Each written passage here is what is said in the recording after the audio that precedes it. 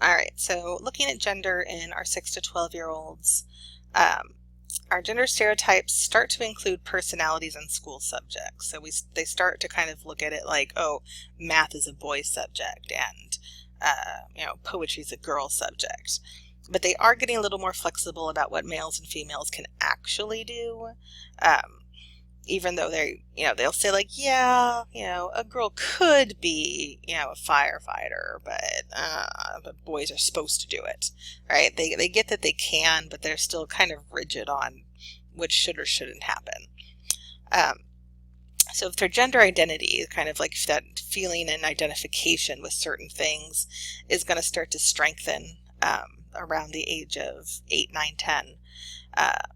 Boys start to strengthen more with the masculine traits. So boys tend to be more like, I'm a boy and this is what a boy means and I'm strong and I do boy things.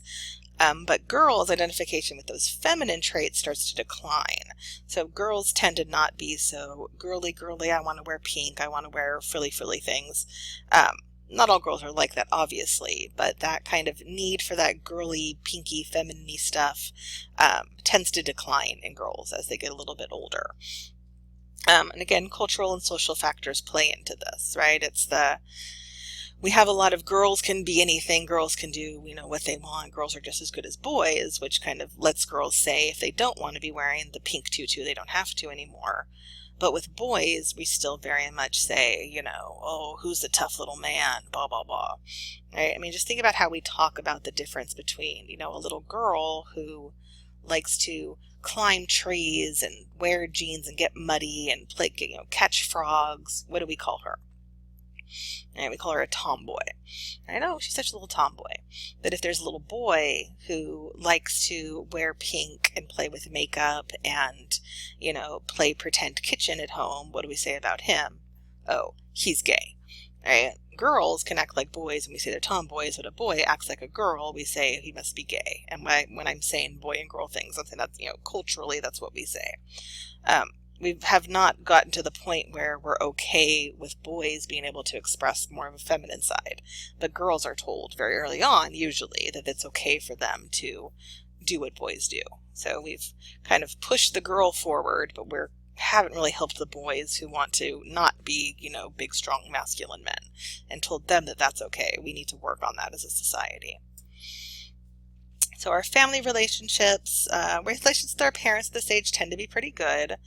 Around 11 to 12, they're going to start doing a little bit of the teenager pushback, right? A little bit of their preteen. But other than that, we tend to have pretty good relationships with our parents still. There's going to be a lot of sibling rivalry between 6 and 12. When you have like a 2-year-old, a 5-year-old, an 8-year-old, they're fighting all the time. But their siblings also have companionship. They offer assistance, right? I'll take care of my little brother and sister. I care about them. But the parents need to encourage the children to get along, right? There are parents out there that think that they need to pit their kids against each other, and that is never a good thing, right? There's a reason why your parents always said to you, like, oh, I'm going to the park, we'll take your brother with you, do this.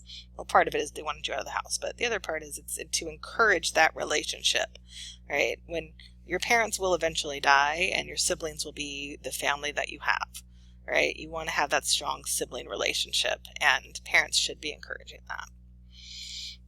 If you're an only child, unfortunately, like I am, womp womp, you tend to have high self-esteem to some extent, and be very achievement motivated. But a lot of that has to do with the fact that, like, that your parents have put, like, literally all of their eggs into your basket, and it's all on you. Tend to have pretty close relationship with your parents because, again, it's just you and your parents. Like, that's it. Just you and your parents. No other kids around. Go on vacation. You and your parents. Going to have dinner. You and your parents. That's it. Just you. One kid. A lot of pressure for mastery, right? You need to be the best because there's no one else. Right? You need to succeed because there's no one else. Peer acceptance might be a problem if the kid isn't socialized well. You might have a lack of practice in conflict management and conflict resolution because you've never had to deal with fighting with a sibling all the time, right? Because you just didn't have anyone. You wanted to play with a toy, you played with it. It was your toy. You didn't have to really share with anyone. All my friends that had siblings are always like, oh, you're so lucky you had an only child, you must be so spoiled. And I was like, oh, you've got to be kidding me. And pretty much every only child I've ever met wishes they had siblings. And I haven't ever met a sibling or someone that was siblings that wishes that they were an only child. Even if they hate their sibling, they still, in a part of them, it's like, at least I have them. Yeah, it's not all, raining down excitement, I want a golden goose that lays a golden egg, Daddy. Sorry, we watched Charlie and the Chocolate Factory last night. So only children have their own issues. All right, let's look at international divorce rates. Hey, look at America. We win at divorce. Look at that. I mean, we not only have more divorce than anyone else, we really have more divorce than anywhere else. When we look at Italy, Italy has a really low divorce rate. Lots of people don't have to worry about divorce as much in Italy. Oh, sad. Bad COVID joke. Hashtag too soon. Why does Italy have such low divorce rates in the United States? Because Italy is primarily Catholic, and divorce is a sin in the Catholic Church. So, the end. In Catholic-centered countries, we see very little divorce. In other countries where it's not as Catholic-centered, we see more divorce. The United States has the highest divorce rates across the board of pretty much every country in the world. We divorce more than anyone else. 1 in every 2 marriages end in divorce in our country. If your parents aren't divorced, then you know someone whose parents are, and you know many people whose parents are. So our consequence of parental divorce, immediately it's an instability for the kids, which is difficult. There's usually a lot of conflict between the parents, and there's going to be a drop in income as they figure out how they're going to split the cost in dealing with the kids. Lots of parental stress and disorganization, which always comes down on the kids, right? The kids are going to be freaked out about this. That disorganization, where are we going to live? I don't get to live here anymore. I don't get to go to my school anymore. Why, what's going on? That's stressful for the children, and for the parents, obviously, too. How we kind of deal with it is affected a lot by how old we are, the kid's temperament, and their gender. So the older the kid is, the harder time they have with divorce. You might think it would be the opposite, but the older you are, the longer you've lived with both your parents, and that's your normal, right? Your parents divorce when you're 2 or 3, you don't really know much of a difference. You don't remember your parents ever being together. Your parents divorce when you're 12, right? You've had over a decade of your life in which this has been what you've done. And now all of a sudden your parents aren't together anymore, and that is really difficult. Teenagers have the hardest time across the board. Our kids that are, less neurotic are going to have not as hard of a time as our kids who are more neurotic. And boys tend to have a slightly harder time than girls do. It takes about 2 years to adjust after a divorce for everyone.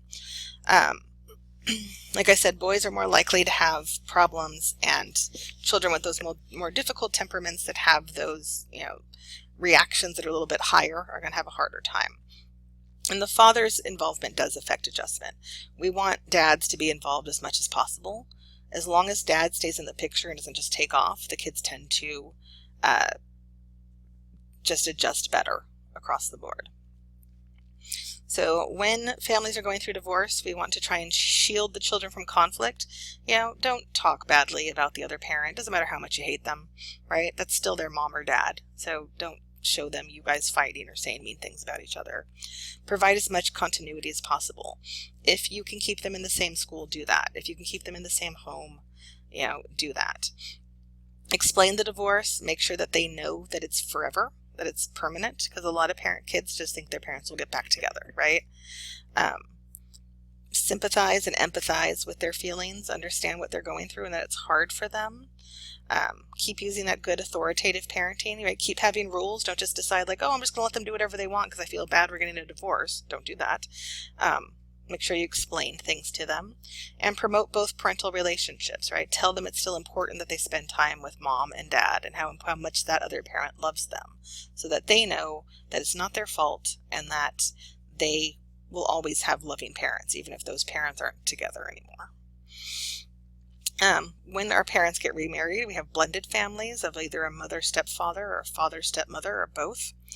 Mother stepfather is the most frequent type of blended family that a child will live with, right? Most kids live primarily with their mom after a divorce. Mom usually gets most of the custody. Boys usually adjust pretty quickly when they have a stepfather. Girls don't adapt as well when they have the stepfather. They actually tend to have more of a problem when mom remarries. Older children, adolescents of both sexes are going to have more problems, right? The older you are when mom remarries, the more issues you tend to have with it. Because again, you're used to your dad, and now there's this new guy around, and that is not something that a lot of people like. But moms are likely to remarry a lot of times just due to financial reasons, that they need that second income in the house. And yes, for love, but a lot of times it's financial.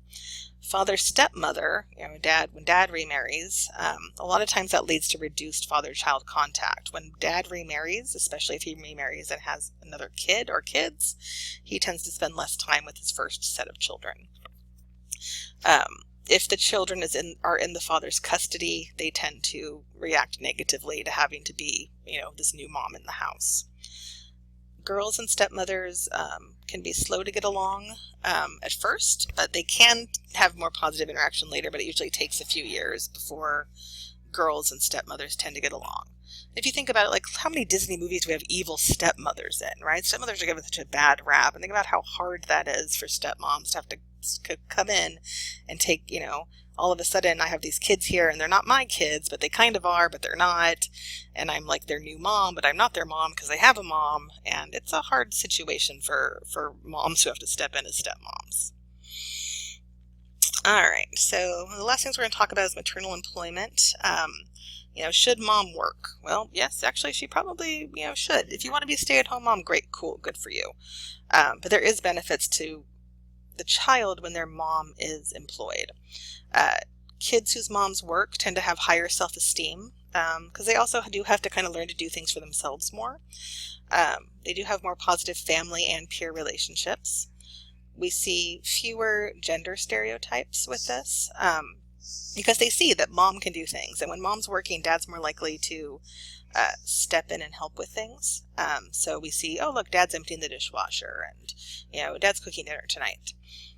Children whose moms work have higher GPAs across the board and see more father involvement in their lives.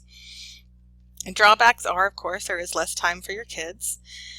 And there is a risk for ineffective parenting, especially if you're working like 60, 70, 80 hours a week. You're not going to be around for your kids as much.